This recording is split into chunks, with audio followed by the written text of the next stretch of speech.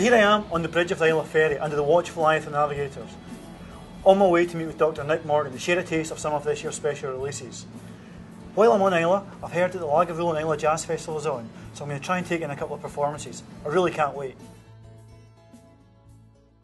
So that's me on site now, and as you can hear in the background, the Lagavulin Isla Jazz Festival is in full swing. Before I go and hear the band, I'm going to go and chat to Dr. Nick Morgan about this year's special releases. So Nick, we find ourselves here in warehouse number 1 at Lagavulin Distillery, ready to taste some fantastic whisky from this year's special releases. But before we do, would you mind sharing a bit of your history with the classic malts? Sure, Donald. I've been lucky enough to be involved with the classic malts for about 20 years. During that time, I've done a bit of everything, really. I've worked on the great brands like Lagavulin and like Talisker. I was involved in starting the Distillers Edition range back in about 97. I've been involved in some of the great activities we've done, like Friends of the Classic Malts, and like the Lagavulin Isla Jazz Festival here. And also, probably the thing I'm most proud of is starting off the special release program about 10 years ago. Okay, and that's obviously why we're here today for the special releases. So, but could you tell me a little bit about what this year's special releases are, and more importantly, how they're chosen? Well, how they're chosen, it's a bit like being a small boy in a sweet shop, really, because we have such fantastic whiskies to work with. And what we've done over the past 10 years is try and set up a pattern of looking around the inventory and finding some things that are very rare and very collectible. So that would be whiskies like the Port Ellen from here on Isla, and the Brora, which we bottle every year, but in very small quantities, maybe about 400, 500 cases only. And then some other real scarcities. So this year we've got Rosebank, beautiful distillery in the Lowlands, which sadly closed in the 1990s. So you don't see that on the market very often.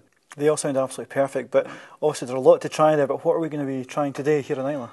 Well, Donald, we're on Isla, so we've got to, and we're in Lagavulin. Yes. So we've got to taste Lagavulin, and we're also going to taste Port Ellen from the really iconic distillery just along the road here, which closed in 1983. That sounds great, Nick. But which one are we going to try first?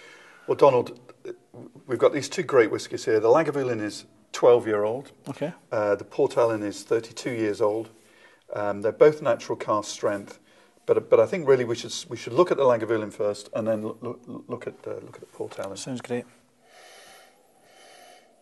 Yeah, sure. You can get that nose prickle from the higher alcohol.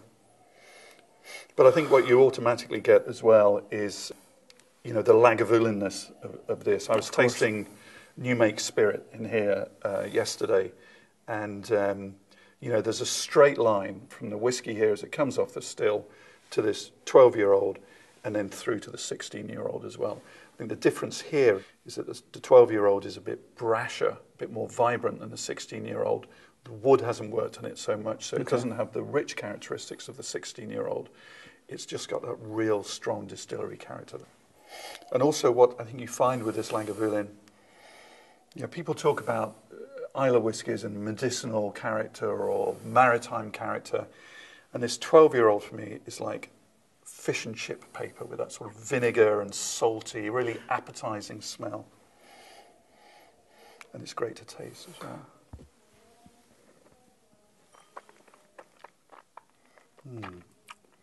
See, that's the other thing that people forget about Lagavulin.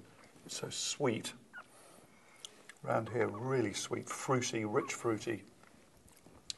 And then you have these phenols releasing. Just comes back into your mouth, like that lovely sweet burst to begin with, but that lovely smoke, and it comes back into your mouth. It's quite chewy as well. But you see what I mean about the smoke?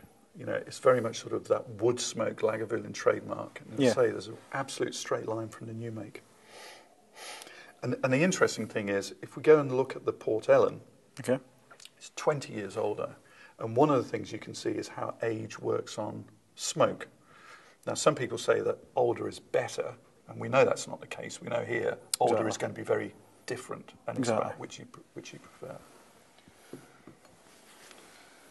Now, of course, people go crazy about Port Ellen because it's just so difficult to find. I said we do about 500 cases, I think, just each year. And I know people like to collect it, but to me, this is a whiskey for tasting and trying. It's not one for keeping on a cupboard. No, it's not one for a shelf. So how would you describe it? It's got, again, there is that the woody element to it. It's not as again, we use the term medicinal sometimes to describe some of the smoke, but it's almost the woody element coming through. It's behind it there is a kind of marzipan-y, toffee element. And that's the sort of rich character that you'd expect from being in a cask for 20 years. I mean, it's not a European oak cask, so this is just a bourbon cask. So it's not, you haven't got those rich, winey characters that you sometimes get. But it's far more delicate than you might expect. So it's like fennel on a charcoal bed, just nice and gentle.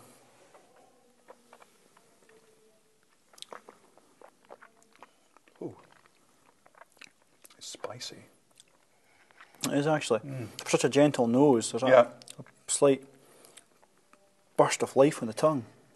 Yeah, yeah. For all those years in the cask, the whisky is still very much doing all the talking here. And I think also, when you taste it, when you swallow it, that's when it reminds you where it's come from, because those phenols are building up at the end. And it's really quite a smoky, strong, intense finish. Yeah. It's still there. With every chew, with every secondary swallow, it comes back into your mouth. So which one do you prefer, Tom?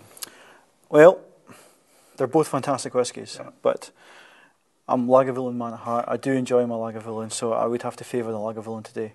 Nick, I can't thank you enough for today. It's been fantastic being able to share these whiskies with you. But as it's the Jazz Festival today, I'm going to go and take in some of the concerts. Thank you, Nick. Cheers, Donald. Thanks a lot. Thanks.